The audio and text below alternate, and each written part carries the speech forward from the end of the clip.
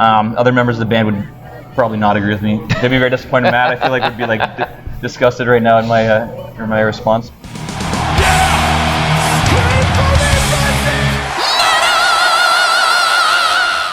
Hey everyone, welcome to the channel. My name is Belgian Jasper. If this is your first time in the channel, hit subscribe right now.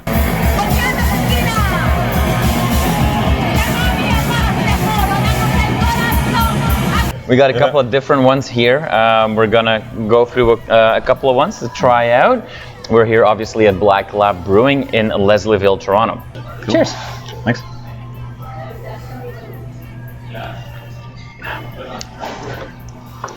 It's got like a smooth, kind of skunky thing, but it's good. I could feel those going down on the... Is that the sign of a true person from Toronto that uses skunky. As something good? Something good, yeah. I think a lot of Torontonians, right? That and weed. Yeah, there you go. Not that I smoke weed anymore, but... All right, a clear lager, very easy to start us off. What would be your go-to style of beer when you drink a beer? Yeah, so I'd say, circumstantial probably.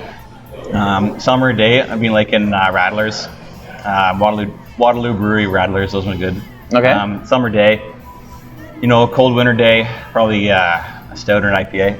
Okay. If I want to get inebriated, probably an IPA. Okay.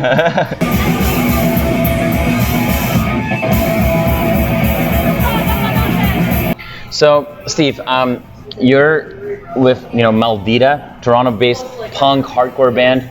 Maldita being Spanish and Portuguese for something that is cursed, something that is bad, negativity all around. What made you come up with that name? What's the story behind the band? Yeah. So we started the band in probably late 2016. I just moved to Toronto, and I played in other bands in the past. I'm from Kitchener, Ontario originally. So small cities want to come to the big city, Knew Rosa for a while. One of the people we had started with, Katie, who's our drummer originally, we just want to start a band. The lyrics, as you probably noticed, are all in Spanish.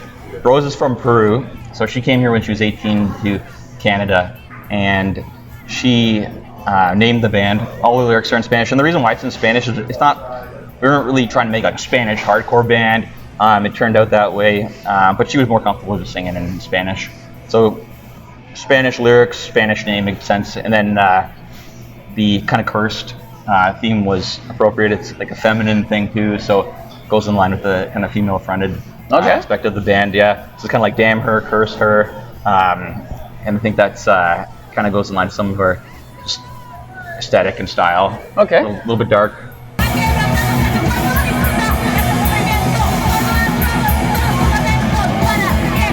You started 2016. I think your first demo came out 2017, if I'm not mistaken. Yeah, 100%, yeah. Which, it's not a long time ago, but it's been a while. And then all of a sudden now we start seeing some acceleration. And that goes hand in hand with you guys signing with Cursed Blessings.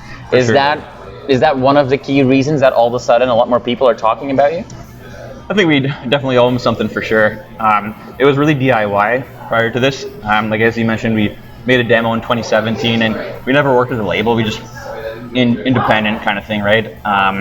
Then we released an LP on 12-inch vinyl in 2018, and that was independent as well. I just got it pressed, contact pressing plants, did all myself, did the distribution, and just like boxing up orders, send them all over the world, which is cool.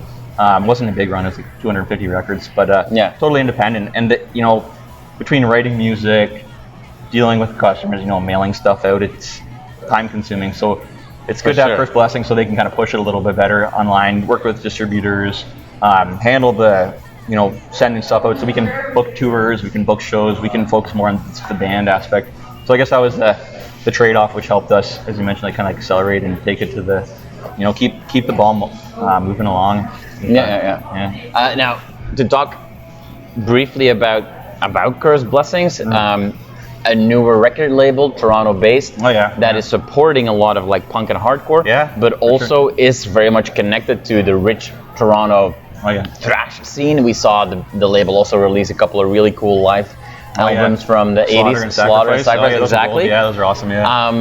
Fair to say that those bands were an influence on you as well, together with, you know, I mean, I think there's somewhere a Motorhead badge there. Yeah, somewhere. this guy over here. There you go. Yeah, like total bootleg, but it's cool. Yeah. There's in your sound. There's Motorhead, but Venom, and definitely Midnight as well. Midnight, right? For sure. Oh yeah. So I got the little bit of worship. There you go. a little bit of worship, right? A little bit of worship. Yeah, right. Oh yeah. Talk to me a little bit about the influences on you and the band. Oh yeah. Yeah, and as you mentioned, it's pretty broad, and that's kind of what we wanted to do when we made the band. We didn't want to make a cross punk band, didn't want to make a D-beat hardcore band, didn't want to fit in any framework, right? Mm-hmm. And that's kind of like my influence. I like tons of stuff, whether, you know, it's speed metal, you know, hardcore, old school punk rock, whatever, you know, like. So when Rosa and Katie and I started the band, we didn't want to like pinpoint ourselves. We didn't want to do like the formula thing. We just wanted to kind of get creative and just have some fun. And a lot of my, favorite bands are probably the bands like Midnight and Venom, and kind of like in the heavy metal scene too. So I'm pretty diverse. So, you know, when I write the songs and I write a lot of most of the riffs for the band, I draw influence from pretty much anything. I'll draw it from, you know, 80s hardcore to thrash metal, speed metal, pull it all across the board. And, you know, Venom and Midnight been two of my favorite metal bands, I think, and Motorhead too. Right? Those are my top three, I think. So, yeah. So that style influenced us, and then on this album too, Matt, our guitarist, who he didn't play on the prior LP. He plays in a band called Last Agony, and he's heavy metal influenced too. So you can kind of see the metal kind of influence seeking in there. And then Sadie, she played on a prior album on guitar.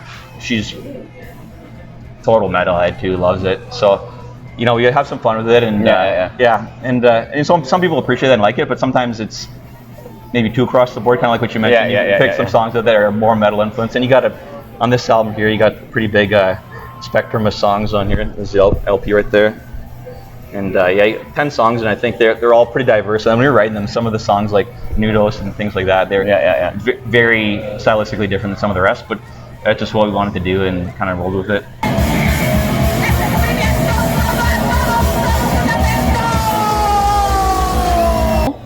Sweet. So there you go. I think Cheers. It's an Oat Pale Ale. I could be wrong, but let's see what you think.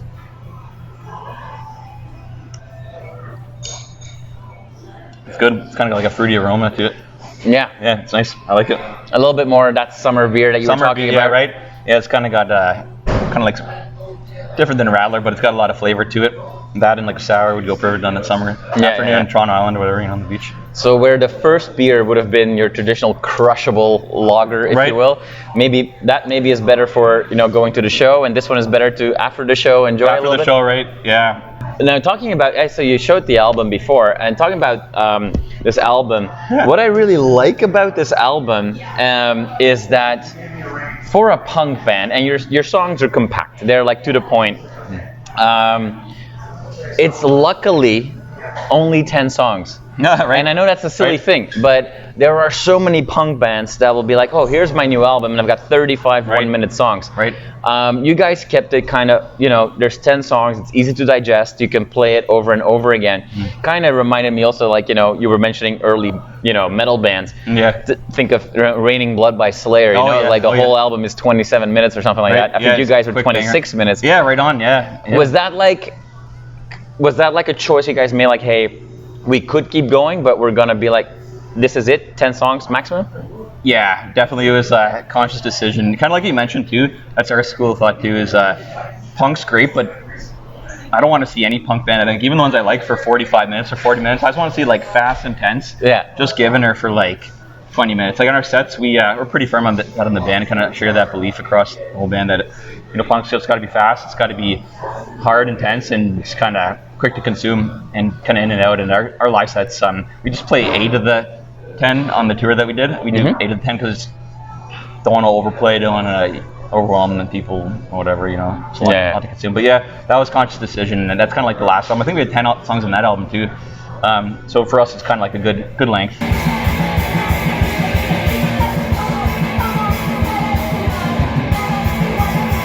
Now, tell me more about this release tour that you did. So you spent You're back now in Toronto. You were on the road a lot in the last few weeks, I would say, or last few months. What was that experience like, especially after being locked up in the most, let's say, important 2 years of the band's career up till now, and all of a sudden you get to release an album and you get to go on the road again? What was it like? Yeah, it was pretty wild. I think everybody was just aching for a show, and that was kind of a theme on the tour when you get to the venues. And even these, played out east in some places that hadn't had shows in apparently like 2.5 years. Like we played Moncton, New Brunswick, and people were like, "Oh, Moncton, New Brunswick, not a huge place, right?" But it was one of the best shows on the tour. I think tons of people came out. It was huge, and a lot of people were starved for shows. And for us, we all really wanted to get out and play with the band. So we set up like 2.5 weeks. I think we were kind of chipping on the tour. 10 dates total. We wanted to play more, but I think COVID, one thing really recognized is COVID had like a big impact on not only bands, people playing in bands, but also venues. Like we're trying to book shows in some cities, and they're like, there's no venues, or like maybe there are, but they don't do shows on Sundays, they don't do shows on off nights. There's no bands to play the shows, and we're like, holy crap! Like we've been in. You can curse, don't worry. Okay, there you go. Okay.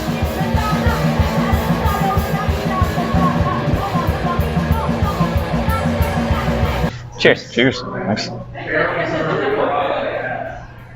So yeah, it is just. That one just slips down. Yeah. Smooth. Yeah, dangerous. Dangerous, right? Yeah. Totally. Another summer afternoon one. Yeah. Beautiful Toronto Island. You guys are a hardcore band with thrashy influences. Do you get those punk and metal gatekeepers that go like, you don't really fit into my box? Yeah, for sure. And I think to your point, it's kind of works in our favor to some extent. We'll get put on metal gigs. Like one New Year's we played with Pile Driver, which was super cool. That was a number of years ago at Coalition, and I think Coalition was an interesting venue too. Yeah. Matt, too bad it's no longer right? there. Yeah, it was my favorite. Matt, our guitarist, was the general manager of it, so he helped run it, and that's one of the ways I got to know him pretty well. But that was interesting in the sense where that venue would bring people together. It was almost like a combination of punk and metal because it was such a cool spot to hang out in. But it was like the exception to the rule. The exception. I think that venue, it kind of helped unite the punk and metal scene in Toronto a little bit, and kind of like made a lot of close friendships between punks and metalheads, which maybe didn't exist prior because you had metal shows, punk shows. But going back to your point too, we do see that sometimes. Like, sometimes you get people who want to hear a D-beat band. Well, we're not D-beat. Or are they crust? No, they're not crust either. Nothing like that. So sometimes with the really like niche kind of scenes, where it's very, very specific, kind of people who just really like very, very specific sounds and tastes, kind of like certain edge to it, certain style. They, we don't fit the box, which is fine, I guess. It is what it is, right? But in some sense, it's kind of cool because we can play some pretty diverse gigs and we can play with diverse bands, and it kind of crosses over to an extent where it makes us a little bit diverse. Like on our tour, we played with Propaganda for a few gigs, and they're that must have been pretty cool. It was huge gigs, like massive crowds. It was the biggest shows. I think there must have been like 1,000 people at each of the gigs we played. With them and Mall Crimes, also Curse Blessings band, which is they're amazing. But then, and as mentioned earlier, we played with the bands like Pile Driver and stuff, like direct support for them. So that's we definitely played some diverse lines, and it's great for me because I love all that stuff. So it's good. So another way that you can kind of look at niches and boxes and so on brings us back to something you mentioned at the beginning of the interview, and obviously one of the key characteristics of Maldita, which is Rosa sings in Spanish, and therefore Maldita is a Latin hardcore band. Right? Now, what some people don't know that don't live in Toronto is that Toronto is extremely diverse. Big time. And there's people from all backgrounds. But sometimes in the music scene, it also leads to kind of like these niches again. There are a ton of Russian heavy metal bands in Toronto, and they play for big audiences, and there are only Russian people there. And if you go outside that community, no one has ever heard of these bands, right? How is that for you guys on the road?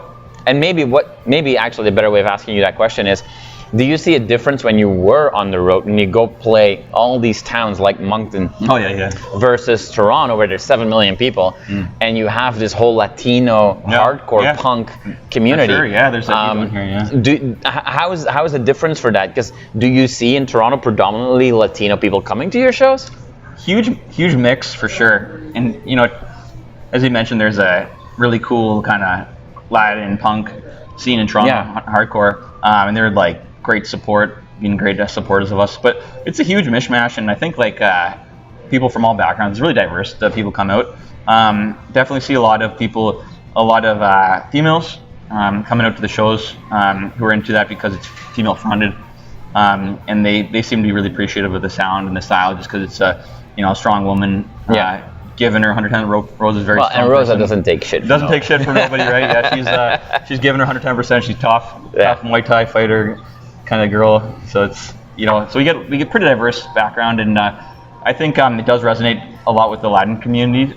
Because they can probably relate to it a little bit. They can understand the lyrics. In this album, we do have an insert where we put the lyrics in Spanish and English to try to just because I've heard commonly in the past it's like great music, can't understand what she's saying. Right. So we're like, okay, maybe we can help like bridge it a little bit with that and just try to like.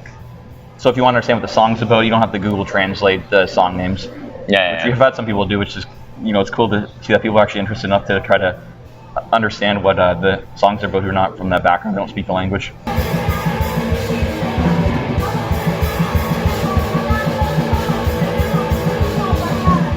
So Steve, every meal needs a dessert, so we're gonna have a blueberry sour to finish us off. Nice. How do you feel about sour beers? I like them. Some people don't like them, and I've heard people very passionate opinions about how much they dislike them. But I'm like, I like them. Well, hey, it's summer, right? It's summer, right? Yeah. Cool. Thanks so much. Cheers.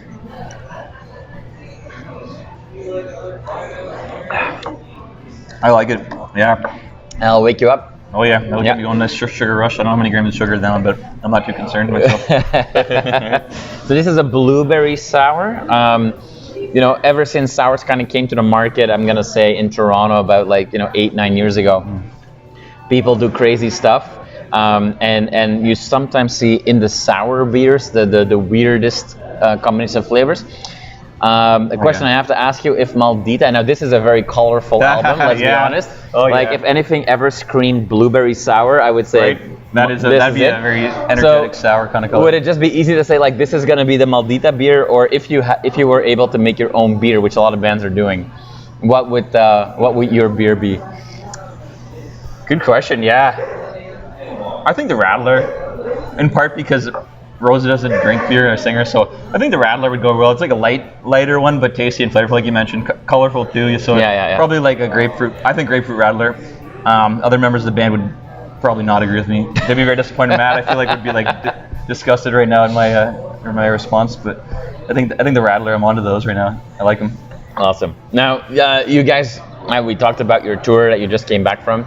Let's maybe double click on that tour one more time because, it wouldn't be a punk or hardcore tour if not a lot of things would go wrong. What was the number one Spinal Tap moment for you? Oh, Spinal Tap moment. Things. I guess there's two points that were kind of worrisome. We played Handlebar in Toronto for our first show. Kick it off in the hometown release show, which is awesome. We got a huge turnout. People were loving it, just giving 110%. The stars of that show was the people went to it in the audience because they were just rocking out hard, and it was a great attendance. Matt's head overheated because it was just so humid and hot in the venue. They don't have air conditioning, so it's and so we were freaking out. We need to find a rental before we got on the road to go, just in case it breaks down. So we weren't super confident in that. But I think it was just so hot and humid because there's so many people in there just giving her 110%. There's footage from the show. We're gonna put out a live music video shortly, and you can see in the footage that people are just going off the rails. Yeah. So I'd say that's a big one. And then also we had to rent a van, and they gave Enterprise gave us an SUV, so it was tough. We had to get a 212 guitar cab instead of a 410 or something. So we couldn't bring everything we wanted. The merch was a little bit tight, but so that was a few Spinal Tap moments. It was right at the start of the tour, so shoot, this is not the best start. Matt said, and the SUV van situation and the fuel consumption. At some points it was $2.20 a liter. Yeah. $200 to fill the Jeep. So and we drove all the way to Halifax and back. Came back all the way through Quebec, all the way back to Toronto. Wow. So it was a lot of mileage and expensive gas, but we got through it, and people were kind of what we spoke about earlier. People were just starved for a show, so it worked in our favor because a lot of people were just coming out. I'm not sure if they even liked the music or if they wanted to hear that. They may have left after we started playing, but and they're this sucks, but whatever. They pay doors, so some people wanted to go to see a show, so that kind of worked in our favor. Now it's I feel like there's so many shows going on that during the week there's Yeah. Toronto, I think it's every night of the week there's probably a show and numerous shows on one single night. So it's that's changed a little bit.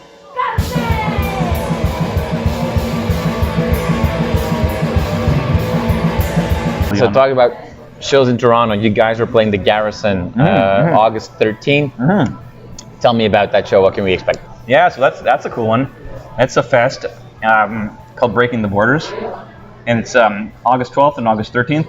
We're playing on, as you mentioned, August 13th, and Hellshock from the States. You know, big crust band, really popular in the 2000s, kind of Profane Existence kind of band. They're coming up, and then kind of the Latin punk scene's put on this show, and I think it's kind of like an extension of a fest that was put on in 2019 called Our Latin Thing. Okay. By the Latin hardcore scene, and they've kind of expanded the scope a little bit. I think the intention's the same. They're donating all the proceeds to a organization that supports people migrating from Mexico. Which is a great cause. It's going to be a lot of good Toronto bands, and the scope is it's not just like Latin hardcore or whatever. It's basically just people who have similar politics. Some members from marginalized backgrounds, whether they're person of color or queer or something along those lines. But it's going to be a big show, and there's a lot of great bands playing from Toronto and also outside. Hellshock from the States, Disrejects from Mexico are playing. Necrotic Society, USA. Those are the kind of the out of town ones. Lots of bands from Toronto. I tried to name them all, but Vestigio, Guts, they're part of the Latin hardcore community. Would be super supportive of us. Last Agony, Matt's other bands playing on the Friday. Sego, Dioxide, Brain Itch, Cleaner. So many. Like I'm probably missing a bunch, but it's gonna be. That's okay. We'll put all the descriptions in this video. Nice, cool. So to wrap us up, we've got some shows planned. We've got the new album out a couple of months now. I know that you guys are working on more material and they got more inspiration. There's a momentum behind Maldita right now that you cannot deny. So what's next for you guys? Album 3 for sure, yeah. That's after we finish up probably Breaking the Borders and Varning from Montreal, and a couple like other ones in Roses Down. She lives out in BC now, but it's not gonna slow us down. You know, we still write and practice. Regardless, we'll be doing an album 3. So I started writing some songs. I got maybe 5 kind of drafted right now. Got to run it through the filters in the band, but they're drafted, and then we want to kind of pump out the 3rd LP. Steve, I want to thank you so much for your time, man. Really thanks, appreciate that was it. Awesome. Great beers. So we see a clear,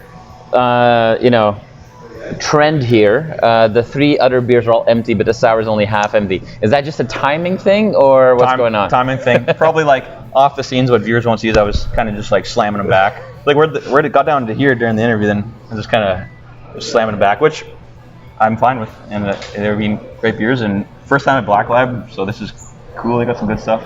Yeah. Hope they'll be back. Fun venue. Maybe these guys need to play a show here. Hey, sweet. Cool aesthetic for sure. Yeah. Awesome. Cool. All right. There you go. Steve, thank you so much, man. Sweet. Thanks. That's awesome.